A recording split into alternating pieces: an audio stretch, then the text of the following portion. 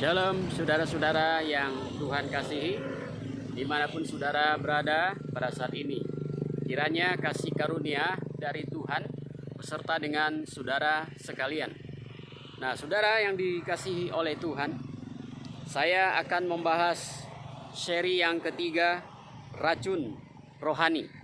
Racun yang mematikan kerohanian. Mari saudara buka Alkitabmu di dalam Yosua pasal ke-7.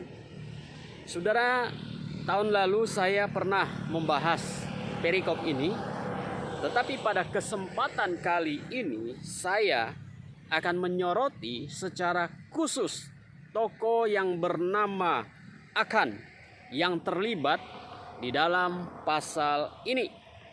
Jika dulu saya membahas tema penghalang berkat, maka sekarang saya akan menyoroti karakter atau sifat dari Akan.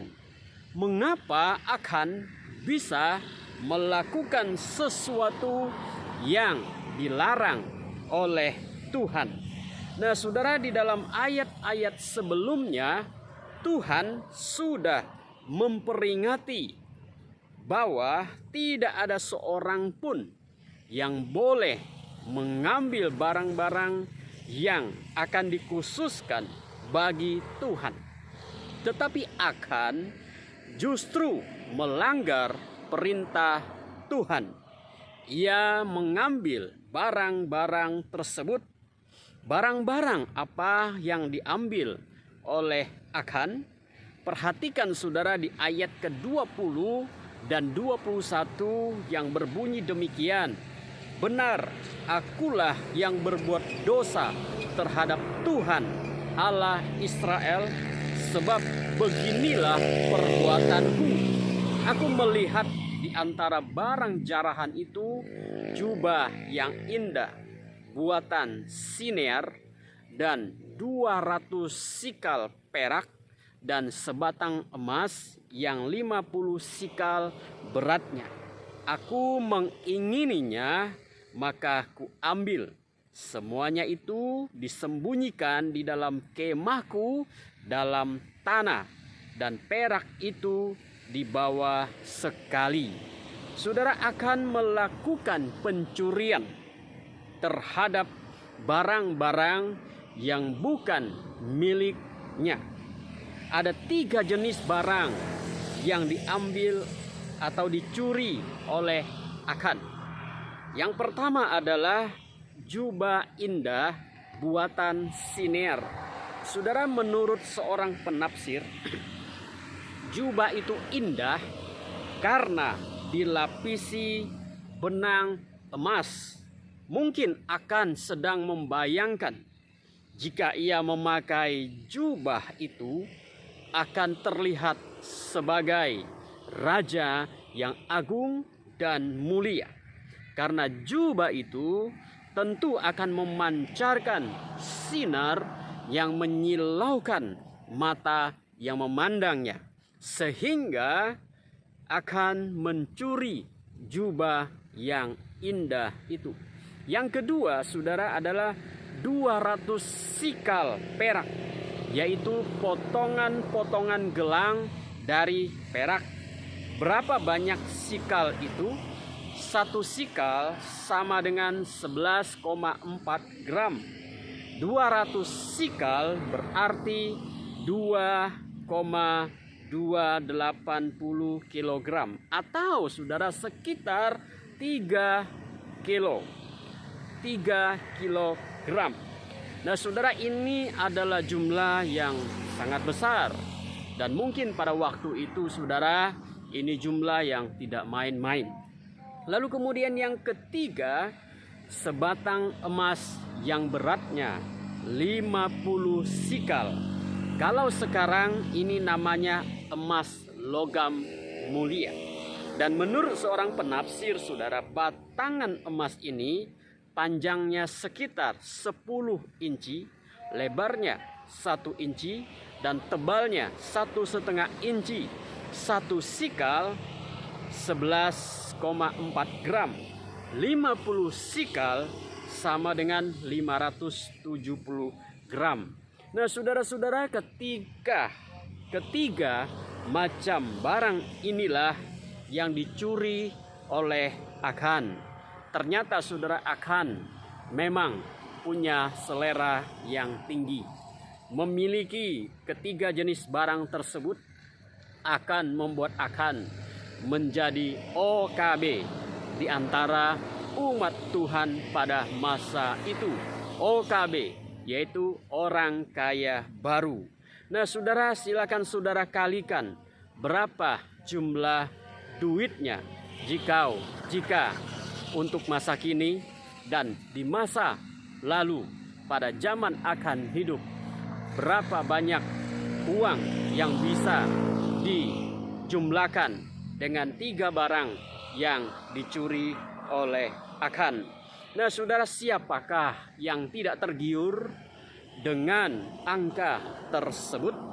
Siapakah yang tidak ingin menjadi orang kaya?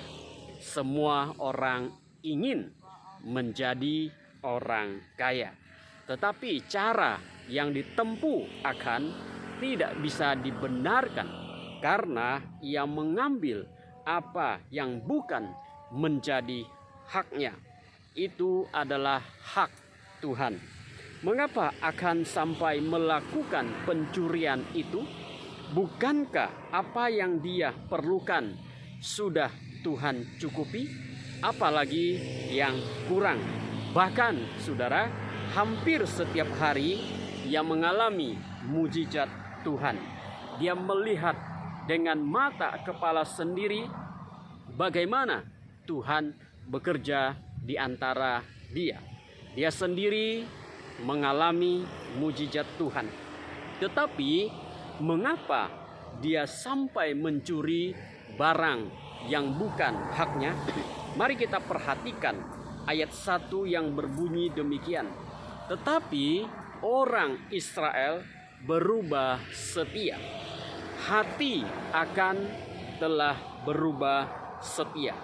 Lalu ia mengambil apa yang bukan menjadi haknya. Saudara-saudara yang Tuhan kasihi, ketika hati seseorang berubah setia pada Tuhan, maka dosa yang lain akan muncul dalam hati orang tersebut. Dosa yang lain itu salah satunya adalah keserakahan. Ketika seseorang menjadi serakah, dosa yang berikutnya akan muncul, yaitu mencuri. Dan kita melihat saudara bahwa dosa melahirkan dosa. Itulah yang terjadi pada Achan. Hati Achan berubah setia. Akibatnya dia tidak menghormati Tuhan lagi. Rasa hormat Tuhan dia singkirkan karena sekarang hatinya telah dikuasai oleh keserakahan. Lalu ia mencuri. Itulah sebabnya Rasul Paulus berkata bahwa keserakahan sama dengan penyembahan berhala. Efesus 5 ayat 5 berbunyi demikian. Karena ingatlah ini baik-baik, tidak ada orang sundal, orang cemar, atau orang serakah, artinya penyembah berhala yang mendapat bagian dalam kerajaan Kristus dan Allah. Saudara, apa artinya serakah? Menurut Kamus Besar Bahasa Indonesia, serakah artinya selalu hendak memiliki lebih dari yang dimiliki. Loba, tamak, rakus. Saudara akan hendak memiliki lebih dari yang telah ia miliki sebelumnya. Padahal saudara, ia sudah hidup dalam serba kecukupan, penuh kemenangan selama berjalan bersama dengan Tuhan, menyaksikan mujizat Tuhan setiap hari. Kemenangan demi kemenangan diraih olehnya bersama dengan Yosua. Tetapi ia akhirnya jatuh kepada keserakahan yang akhirnya menghancurkan bahkan anggota keluarganya sendiri. Saudara, saya percaya bahwa jiwa serakah yang dimiliki oleh Achan tidak muncul dengan tiba-tiba, tetapi ada prosesnya. Dan ketika proses itu dipelihara, ia melahirkan dosa. Yakobus pernah mengatakan bahwa apabila seseorang dicobai, janganlah ia berkata, pencobaan ini datang dari Allah. Sebab Allah tidak dapat dicobai oleh yang jahat, dan ia sendiri tidak mencobai siapapun. Tetapi tiap-tiap orang dicobai oleh keinginannya sendiri, karena ia diseret dan dipikat olehnya. Dan apabila keinginan itu telah dibuahi, ia melahirkan dosa. Dan apabila dosa itu telah matang, ia melahirkan maut. Yakobus pasal 1 ayat 13 sampai 15. Dosa itu muncul karena ada niat dan kesempatan. Niat itu tidak muncul tiba-tiba, tetapi ada prosesnya. Dan ketika niat itu dipelihara dan terbuka kesempatan, maka lahirlah dosa. Saudara, mari kita lihat apa yang dikatakan oleh Achan di ayat ke-21. Aku melihat di antara barang-barang jarahan itu jubah yang indah, buatan Sinear, dan 200 sikal perak dan sebatang emas yang 50 sikal beratnya. Aku mengingininya, maka aku ambil. Semuanya itu disembunyikan di dalam kemahku dalam tanah, dan perak itu dibawa sekali. Saudara, perhatikan kata aku melihat, aku mengingini, maka ku ambil, ku sembunyikan dalam tanah. Saudara-saudara, akan melihat lalu mengingininya, lalu ia bertindak mengambil barang tersebut, menyembunyikannya di dalam tanah di kemahnya. Nah, saudara-saudara, ketika dia melihat barang-barang keren itu, dia tergoda untuk mengambilnya. Dan menurut Yakobus, saudara, ia diseret dan terpikat oleh keinginan dosa. Ia tidak tahan melihat kilauan jubah indah itu, perak yang jumlahnya banyak, dan emas batangan yang menggiurkan. Akhirnya akan jatuh di dalam dosa. Saudara-saudara yang Tuhan kasihi, waktu saya membaca ini, saya ingat saudara di dalam Kejadian pasal 3 ayat 6. Peristiwa yang sama, peristiwa yang berbeda, tetapi proses jatuh di dalam dosa itu sama. Dalam Kejadian 3 ayat 6 berkata, perempuan itu melihat bahwa pohon itu baik untuk dimakan dan sedap kelihatannya. Lagi pula pohon itu menarik hati karena memberi pengertian. Lalu ia mengambil dari buahnya dan dimakannya dan memberikannya kepada suaminya. Ayat yang ke-7. Maka terbukalah mata mereka berdua dan mereka tahu bahwa mereka telanjang. Akhirnya Tuhan datang dan mereka diusir dari Taman Eden. Akan jatuh saudara karena melihat dan menikmati penglihatannya itu. Hawa juga sama, dia melihat dan menikmati penglihatan itu, padahal jelas itu tawaran dari setan. Dan tentu masih banyak contoh lain tentang proses seseorang jatuh di dalam dosa. Dan saudara, akan berbeda dengan Yusuf. Ketika Yusuf digoda oleh istri Potifar, Yusuf justru melarikan diri dari perempuan itu. Saudara-saudara, dalam hidup ada pencobaan yang bisa kita usir dalam nama Yesus. Tetapi ada juga yang harusnya kita melarikan diri dari godaan tersebut. Akan mendekati pencobaan dan terseret di dalamnya. Hawa pun sama. Saudara, akan telah berubah setia kepada Tuhan. Hatinya sekarang dikuasai oleh keserakahan. Akhirnya dia berani mencuri yang bukan menjadi miliknya. ia berani mengambil barang yang merupakan hak Tuhan, sebenarnya ia sedang tidak menghormati Tuhan, tidak bersyukur dengan apa yang telah dimilikinya. Dan akibat perbuatannya, saudara-saudara, umat Tuhan dipermalukan, yaitu mengalami kekalahan dari Ai, dan anggota keluarganya ikut dihukum mati oleh Tuhan. Mengapa saudara keluarganya ikut dihukum? Ada kemungkinan bahwa mereka juga terlibat dalam dosa Akan, karena akan menyimpan dalam kemahnya dan menggali tanah di dalam kemahnya.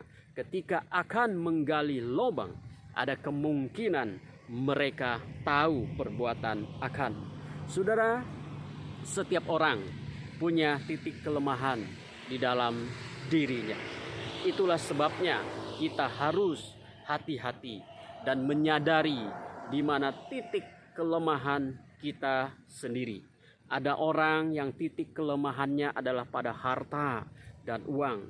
Demi uang, dia bisa melakukan segala sesuatu yang tidak benar. Lama-lama dia akan menjadi serakah. Ada orang yang titik kelemahannya adalah di seks, dan dosa seks cenderung membuat diri orang tersebut jatuh. Ada orang yang titik kelemahannya di mulut, suka gosip, suka menjelekkan orang, suka menceritakan hal-hal yang tidak baik. Kalau ngomong cenderung bohong, dusta, melukai dan memfitnah. Saudara, ada orang yang titik lemahnya di mata, di telinga dan sebagainya. Dan saudara sekalian, hati-hatilah dengan titik lemah kita, karena jika kita tidak hati-hati akan membawa kerusakan bagi diri kita sendiri. Titik lemah Akan ada di harta. Dia ingin menjadi orang kaya baru, akhirnya malah menghancurkan dirinya dan keluarganya. Demi harta, dia menggeser Tuhan dari hidupnya. Saudara, mari kita berhati-hati dengan sifat serakah dan cinta uang. Kita semua memang butuh uang, tetapi jangan sampai karena uang kita menyingkirkan Tuhan dari hati kita.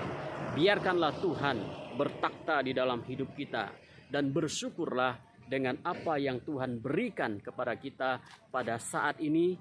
Jangan biarkan racun keserakahan mematikan kerohanian kita.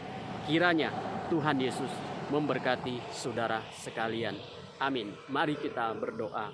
Bapa di dalam surga, kami bersyukur kepada Tuhan untuk firman-Mu, peringatan dari firman-Mu mengenai dosa keserakahan. Tuhan, kami berdoa pelajaran yang sangat penting dalam hidup kami tentang seorang bernama Akan. Karena keserakahan dia menyingkirkan Tuhan di dalam hidup, di dalam hatinya, berubah setia kepada Tuhan. Tuhan, tolong kami agar kami berhati-hati dan waspada dengan keserakahan ini, supaya kami tidak jatuh ke dalamnya. Terima kasih Tuhan, kami bersyukur untuk firman-Mu. Tuhan, berkati saudara-saudara kami dimanapun mereka berada, apapun kondisi mereka, apapun situasi mereka pada saat ini. Damai sejahtera daripada Tuhan kiranya memenuhi hati setiap mereka. Terima kasih Tuhan, terpujilah nama-Mu. Di dalam nama Yesus kami berdoa. Amin. Terima kasih. Tuhan Yesus memberkati saudara sekalian. Amin.